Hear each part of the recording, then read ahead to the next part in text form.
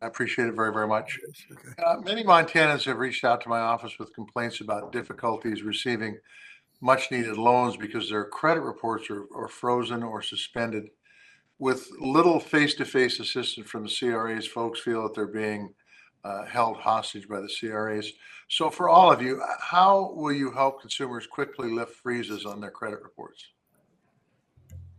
I'll go first, Senator, I guess in alphabetical order here. We agree with your point around it's super important to give consumers access to their credit report. As I mentioned, Equifax has invested over the last number of years $75 million to improve that access. We're also expanding the education on our website in order to have consumers better understand what a credit score is and what a credit report is and how to improve your credit score. So just before we go to the next one, but for the freezes specifically, are you doing anything to help consumers lift the freezes? We are, Senator. We're making that process more streamlined. At Equifax, we have an online app that is called Lock and Alert, where a consumer can lock their credit file and then automatically unlock that credit file. That's a free product. So it's definitely a priority of ours to make it easier to lift a freeze when a consumer puts it on there. Okay. Next. Senator Tester, thank you for the question. I agree.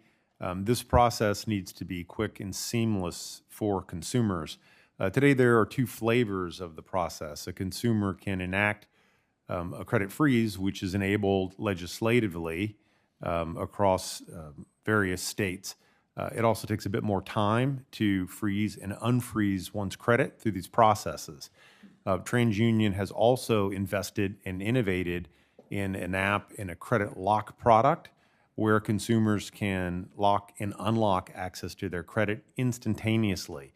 And that's what we're striving for. We're striving for a very seamless consumer experience.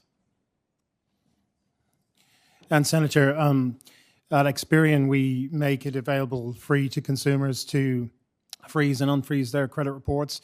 We've actually just revamped that product. It's available through a mobile app. We believe it's very easy to do and should be quite intuitive for consumers to do it. And there is assistance to consumers if they're having any difficulty. So this should be a really easy process for consumers to do now. I want to talk about data breaches for a second. They occur, and they occur in all sorts of different arenas where folks get their identity stolen due to a data breach. For you, Mr. Bigler, can you give me an idea on what's being done to help folks who have had their identity stolen due to a breach? Yeah, we have a process where a consumer that has an identity issue, they can freeze their credit file if they've been a victim of an identity breach. Obviously, they have access to free credit reports and can work with our team to really manage their credit exposure if they've been a victim of a data breach event. So I don't know about you guys, but I get these cell phones, and I get phone calls at the most inopportune times. Sometimes when I'm in the middle of asking important people questions, although it hasn't happened yet today. And they're from telemarketers. They're from folks who want to sell me something that I don't really give a damn if I buy it or not. I should be contacting them. They shouldn't be contacting me. But nonetheless, it occupies a lot of my time, and it's a real genuine pain in the neck, or maybe even a pain somewhere else. So it is my understanding that folks are trying to buy homes in Montana have expressed some frustration with an influx of advertisements and loan officers calling them directly after they pull their credit reports.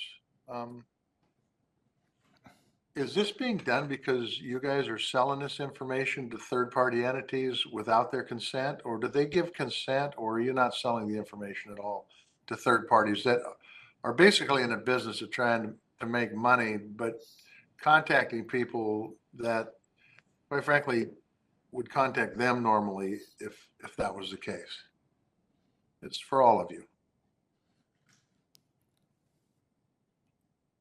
So, Senator, I can go first. I think the product you're referring to is called Mortgage Triggers. It's been around for quite a long time. Consumers who do have the opportunity to opt out of that. What happens is when consumers apply for a mortgage, they get the opportunity to receive other offers. It was actually introduced quite a long time in conjunction with people in the mortgage industry. And over a long period of time, people have actually benefited significantly from getting better offers when in the process. I think But they have the opportunity to opt out of that if they. that's correct, Senator.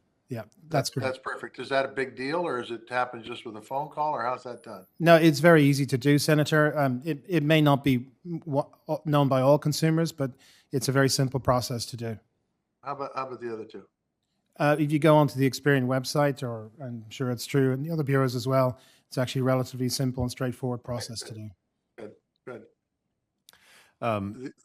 Senator, I'd like to echo Mr. Cassen's comments. We have similar functionality, opt-out functionality through our different digital products, and they are easy to use. I think I should also mention that TransUnion has some unique capabilities in this area where we can display the brand of an incoming phone call, and we can identify whether that phone call is a so-called trusted call. And we're rolling these solutions out in the fall. Okay, appreciate that. Mr. Bigger? As Senator, we have the same capability for a consumer to opt out from that marketing. Okay. Appreciate it, guys. Thank you.